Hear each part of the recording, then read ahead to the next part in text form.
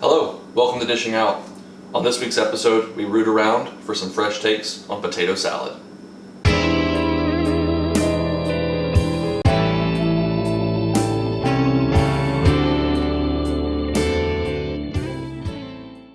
A staple alongside other mayonnaise-based food delivery systems at every event, from potlucks to summer cookouts and tailgate spreads, potato salad to me reigns supreme for its simplicity, cost efficiency, and versatility. Now, if you were to reach into that cookbook, you know the one I'm talking about, the red and white one collecting dust on your bookcase or perhaps your grandparents' bookcase, you'd probably find two general recipes, both containing mayonnaise, but one with onions, celery, possibly some sugar and pickles, and one that adds vinegar and mustard. Both of those are wonderful recipes. I'm sure you've had one or both of them before, but if you've learned anything in the early days of this channel, it's that we like to go off the main road sometimes. So today, we're going to be looking at some different ways to jazz up potato salad. When I think of my favorite ways to eat potatoes, and I exclude anything fried because, let's be honest, that's a cheat code, the one thing that comes to mind first and foremost is a baked potato. But not just baked, twice baked or stuffed with cheese, sour cream, maybe some butter, chives or green onions, and definitely bacon. So if we can find a way to get those same flavors into a potato salad, I'd say we'd be doing it right. But before we can even do that, we need to figure out what type of potatoes to use. Head to your pantry, and I can almost guarantee you that you'll find at least one of the following three types of potatoes. First, the russet. We all know it for baking, and it's perfect for that. It has a very light, starchy flesh that fluffs up when cooked. Secondly, the Yukon Gold. Typically slightly smaller in shape with a thinner skin, the flesh tends to be a little bit waxier and less starchy, so it holds up better to cooking. And finally, the red potato or new potato. On this spectrum, it's definitely the most waxy, least starchy of the three, and for the purposes of making potato salad, it's absolutely perfect because it does not crumble apart when cooked and stands up pretty well to being tossed in a dressing. So, for our recipe today, I have here some beautiful red potatoes. For our loaded potato salad recipe, I've placed about 2 pounds of my red potatoes in cold fresh water. I did rinse them or scrub them lightly first, but you want to be careful because the skin itself, which we are leaving on, is pretty thin. You don't want to shred all of that off. Also, they're going to be boiled in the water, so if there's a tiny little bit of dirt or grit on the outside, that should fall off easily when we drain it. To this pot, I'm going to add only one thing, and that is a lot of kosher salt. People often say when cooking pasta that the water should be salty like the sea. I'm not actually going to taste this. I'm just going to put a lot of salt in there because potatoes need a lot of salt, and this is our best opportunity to season them rather than having to dump a lot of salt into the dressing when we get ready to make the potato salad. I'm going to put this on the burner, bring it to a boil, and let it cook for about 10 to 12 minutes. At that point, I'll start testing the potatoes with a knife to see how tender they are, and we'll go from there. While we wait patiently for our potatoes to come to a boil, we should probably contemplate the only other aspect of this dish that will be cooked, that being the bacon. Friends, I am here to tell you that if you are not baking your bacon, you are making a big mistake. There's probably a better rhyme in there somewhere, but that's all I could come up with. But in all seriousness, baking bacon is the easiest way to cook it. You don't get the curling, you don't get the splattering, and you don't have to keep flipping it. For the purposes of this recipe, we only need about 2 to 3 slices of bacon, depending on how much bacon you care for and how thick the slices are. But as far as I'm concerned, if we're going to heat up the oven and take the trouble to make some bacon, we may as well bake a few extra slices. I have found that no matter how much I make, somehow I always find a use for it, even if it's just a snack. I also want to note that I am using a Silpat or a silicone baking mat on this baking tray. You can also use aluminum foil, or you can just put the bacon down by itself, but I find that it cleans up a lot easier if you put something underneath it, and also Make sure that any of the leaner parts of the bacon won't stick to the baking tray. Our bacon goes into a 375-degree oven for about 15 to 20 minutes. Really depends on how thick the bacon is and how crispy you like it, but for this recipe we want to render most of that fat out so that the bacon gets fairly crispy. While we wait on our bacon and potatoes to cook, we can go ahead and assemble the rest of the ingredients for the loaded potato salad. We will need sour cream, some cheddar cheese. I've got some smoked cheddar, but really any kind of shredded sharp cheese would work just fine. Some green onions, and of course our mayonnaise.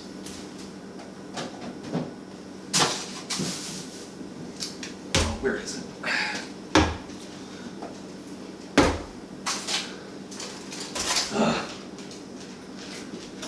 Alright, it was in there somewhere. Wait. Well, I guess if I can't find it, I'll just have to make some. Look, if you've never thought of making your own mayonnaise, I can understand why. You look at the back of that jar, the list of ingredients at the grocery store, and you're like, I don't even know what half of these things are, much less how to pronounce them. But in actuality, mayonnaise is really easy to make and only takes about 4 ingredients. All that other junk that's in there is preservatives, filler, and things to keep it stable on the shelf. None of that sounds like anything that you need to eat, so why would you? Mayonnaise really only needs 4 ingredients. An egg, some oil. I'm using light olive oil. You don't want to use extra virgin olive oil or any oil that has an extremely strong or robust flavor. The oil is there to add texture and to fill out the emulsion, and really not to provide a lot of flavor. You're going to need a little bit of mustard. Again, in a pinch, I'm using spicy brown mustard. I think typically some sort of a plain kind of Dijon would probably be more typical, but that's going to work fine. And finally, lemon juice and or vinegar. So what's actually going on here, and why does this work? Why do these 4 things somehow come together to create this rich, thick, velvety sauce that is mayonnaise? Well, there's 2 main things that work. We've got fats, such as in the egg yolk, and of course, olive oil. And we've got a lot of water-based content as well, in the egg white and in the lemon juice. Now everyone knows that oil and water don't mix, but that's where the mustard comes in.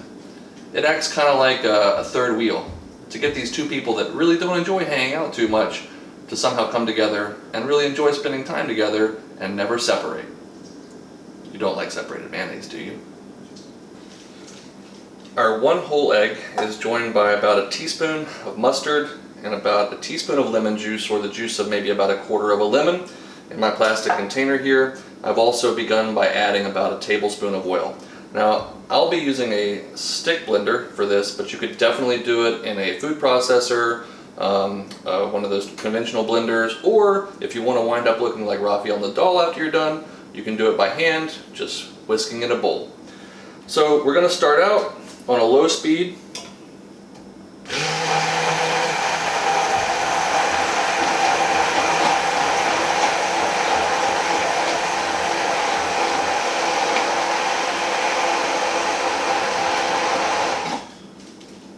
Just to get everything incorporated.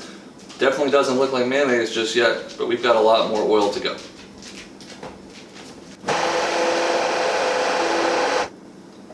As you can see, I'm barely drizzling the oil in. You don't want to go dumping it all in. It needs to incorporate slowly. An emulsion, again, we've got to get these fats and these waters to really enjoy each other, and that doesn't happen instantaneously.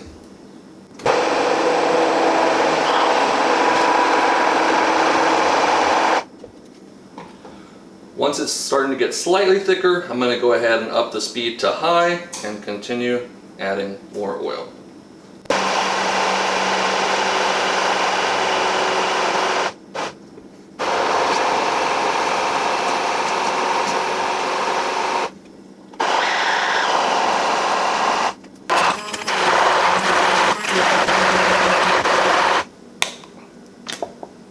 When it looks nice and thick and creamy like that, just give it a little taste.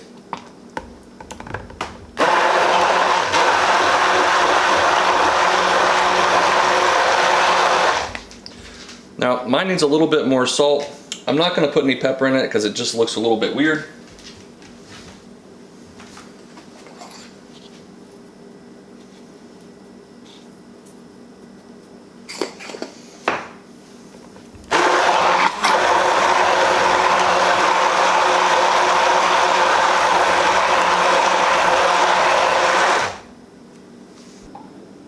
So, why go to the trouble to make your own mayonnaise? Well, first of all, it tastes better than anything you can get in the store.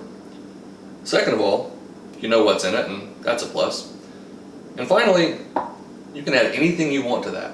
A bit of cayenne pepper, a bit of extra lemon juice, some crushed garlic, some fresh herbs. Really, the flavor combinations are only limited by your imagination. This will keep for about 3 to 5 days in the fridge, covered tightly, so no, it won't last for months, but well, there's a downside to everything. Also, speaking of downsides, someone out there is probably saying, oh my gosh, there's raw egg in that, you are a madman. Well, first and foremost, the CDC says that salmonella is only found in about 1 out of every 20,000 eggs, so I'm liking my chances. But if it really bothers you that much, just buy pasteurized eggs. End of story. Our bacon is done and resting. Our potatoes are fork tender. The fork easily pierces them, but they do not fall apart. So these ingredients are both ready for potato salad.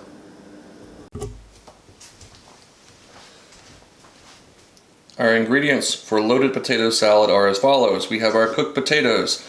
I let them cool just so I could cut them easily when they weren't too hot to the touch, but you want to have them still warm. I'll mention why in a second. A little extra salt and pepper. I have about 1/4 cup of sour cream, 2 crumbled strips of bacon, 3 green onions, the greens and the whites, 2 ounces of smoked cheddar cheese. Again, any kind of sharp cheese will work here. And I've got close to 1/2 cup of mayonnaise. Now I can already tell by looking at the potatoes, that's way more than we need. So I'm only gonna add part of it and we'll mix and then see if we need to add any more. Again, this is all to your taste. If you prefer more sour cream or less sour cream, more cheese, less cheese, don't like the onion flavor, make it just like you would a baked potato at your house. I'm sure it'll come out great.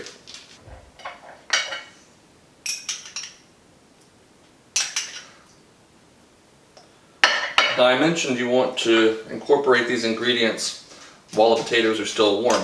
And the reason is that while the potatoes are warm, the starch granules and starch molecules in there are more receptive to taking in flavors and absorbing the liquids from the sour cream, the mayonnaise, and such. So by putting this together while the potatoes are warm, we will ensure maximum flavor penetration into the potatoes.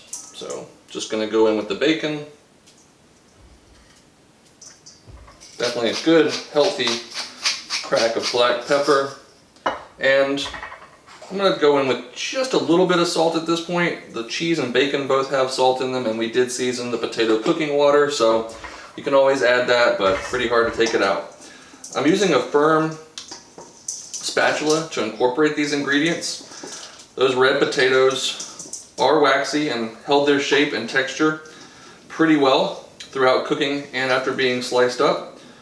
But we definitely want to keep this a potato salad and not a mashed potato salad. Actually, that sounds pretty good, but it's not what we're going for right now. This is the consistency that I think you should be looking for. You want to still be able to see the potatoes and not have everything covered in sour cream and mayonnaise. I ended up using about 1/4 cup of each to achieve this this texture. Now you definitely could eat this right away, but I think the flavors get better and the texture is definitely better if you serve it at room temperature or even chill it for a couple hours. So that's what I'm gonna do.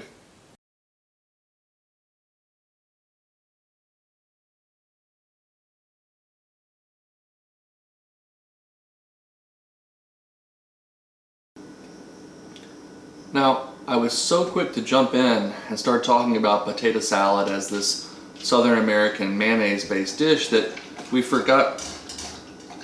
Are you thirsty, Anubis? We forgot to really investigate the actual origins of potato salad. And I know if you're like me, you think potato is a New World vegetable, mayonnaise is a decidedly American-leaning condiment, so it's probably something that we came up with, right? Wrong. The Germans actually invented the precursors to what we now call modern-day potato salad, and interestingly enough, the idea of a German potato salad is still very common in today's culinary world. I think we probably just don't give it its due as the progenitor of all other modern-day potato salads, but I think it's time it got its due, and especially given that we're in the middle of Oktoberfest, let's take a look at some German potato salad. The ingredients for German potato salad are as delicious as they are simple. I have here another 1.5 to 2 pounds of those boiled red potatoes, the same ones I did earlier. I've cut them into about 1 inch or slightly larger chunks, and they are still warm. Again, we want our potato salad to be able to take on flavors from the dressing while it's warm. 2 additional green onions here that I have the greens and the whites, and wouldn't you know it, I knew there was a reason I cooked all that bacon. I got about 4 strips here. Now all that's left to do is figure out how to incorporate all this. When I think salad, I think vinaigrette. And while you could certainly do this with olive oil, why waste all that bacon fat? I have about 2 tablespoons of baking fat, to which I'm going to add 1/4 cup of apple cider vinegar, some cracked pepper, a pinch of salt. Now, just as with our oil and water friends before, these guys are not going to get along unless we add a little bit of mustard.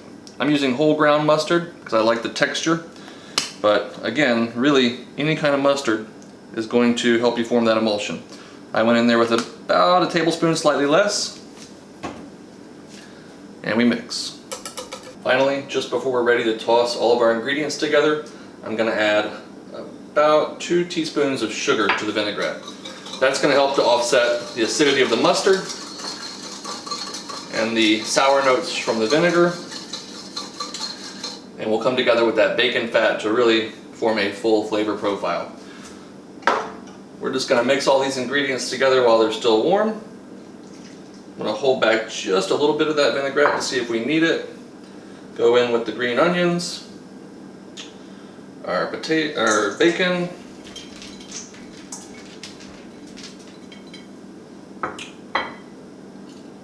not that one, and mix it together.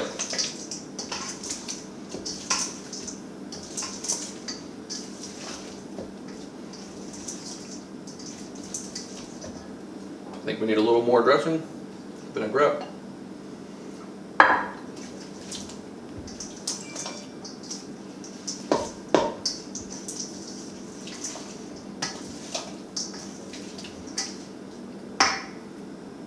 Now, unlike our loaded potato salad, which is best when it's chilled for a bit, German potato salad with a warm bacon vinaigrette is decidedly best when it's fresh and warm.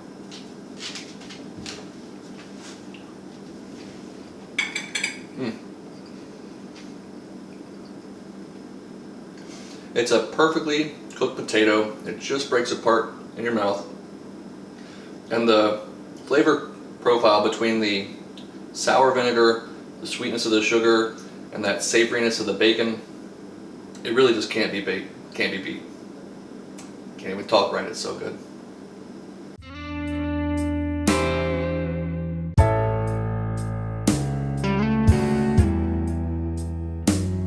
Alright my friends, thank you so much for watching. I hope you enjoyed all 3 of our tailgating trio episodes, and if you've learned anything at all or found any of the content interesting, then please share my channel, let a friend know about it so they can also subscribe and get the great content. If you're a football fan like I am, go Panthers. Take solace in the fact that you've still got a few great weeks left for tailgating, and after that, a whole lifetime to enjoy wings, burgers, and potato salad. That's it for this episode of Dishing Out. I'll see you next time. And in the meantime, go make something delicious.